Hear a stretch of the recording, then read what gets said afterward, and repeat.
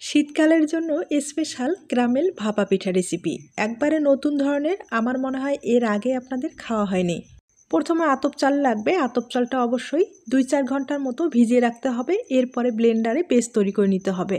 পেস্টটা অবশ্যই চেলে নিতে হবে। আর 2 চামচ আমি পেস্ট কিন্তু আলাদা করে রেখে দিলাম, এটা পরে কাজে লাগবে। এরপরে বড় চামচ দিয়ে 1 চামচের মতো এখানে ময়দা ব্যবহার করলাম আর খুব ভালোভাবে ফেটিয়ে নিলাম। তবে এই বেটারটা কিন্তু একটু সময় নিয়ে ভালোভাবে ফেটিয়ে নিতে হবে।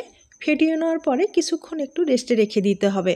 এর ফাঁকে যে পুরটা তৈরি করে নিতে হবে সেটা একবার দেখিয়ে দিচ্ছি। আমি কিন্তু গুড় নিলাম, গুড়টা একটু গ্রেট করে নিলাম। আর এখানে কিছুটা নারকেল কোরানো দিয়ে দিব। আর এটা কিন্তু রান্না করতে হবে না, এভাবেই রেখে দিতে হবে। এরপরে ক্যারামেলটার জন্য আমি এখানে দুধ 1 বাটি ব্যবহার করলাম। আর চালের পেস্টটা যে তুলে রেখে দিলাম সেটাও কিন্তু একসাথে মিশিয়ে নিলাম। এবার আবারও বেটারটা কিন্তু হালকা একটু জল দিয়ে খুব ভালোভাবে ফেটিয়ে নিলাম। অবশ্যই কিন্তু 1/2 চামচ একটু বেকিং পাউডার দিতে পারেন। আর বেকিং পাউডারটা হাতের কাছে না থাকলে একটা ইনো ব্যবহার করতে পারেন।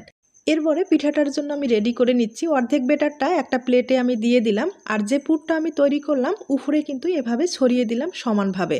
আর বাকি যে বেটারটা আছে সেটা কিন্তু উপরে ভালোভাবে দিয়ে দিতে হবে। তবে বেশি নাড়াচাড়া করবেন না, পুরটা না হলে ভিতরে চলে যাবে।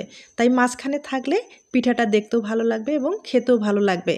এবার কিন্তু 15 মিনিটের মতো ভাপিয়ে নিলাম। এর ফাঁকে যেটা করতে হবে, 2টা চুলা হলে কিন্তু সবচেয়ে বেশি ভালো হয়। যাই হোক, এখানে আমি চিনির একটা ক্যারামেল তৈরি করে নিলাম। আর যে দুধের মিশ্রণটা আমি তৈরি করলাম সেটা দিয়ে হালকাভাবে নেড়েচেড়ে নিলেই মালাই ক্যারামেলটা তৈরি হয়ে যাবে। আর দেখতেই পাচ্ছেন কালারটাও কিন্তু খুব ভালো এসেছে। আমি কিন্তু গরম অবস্থায় পিঠাটার উপরে ছড়িয়ে দিলাম। এরপরে 5 মিনিটের মতো ভাপিয়ে নিলেই তৈরি হয়ে গেল ক্যারামেল মালাই ভাপা পিঠা। অন্য ভাপা পিঠা তো সারা জীবন খেয়ে এসেছেন, তবে এই পদ্ধতিতে একবার হলো তৈরি করে দেখবেন, খেতে লাগবে অমৃত। তবে হ্যাঁ, এই ভাপা পিঠাটা কিন্তু ঠান্ডা হওয়ার পরেই আপনাদের পছন্দ মতো কেটে নিতে পারেন। ধন্যবাদ সবাইকে।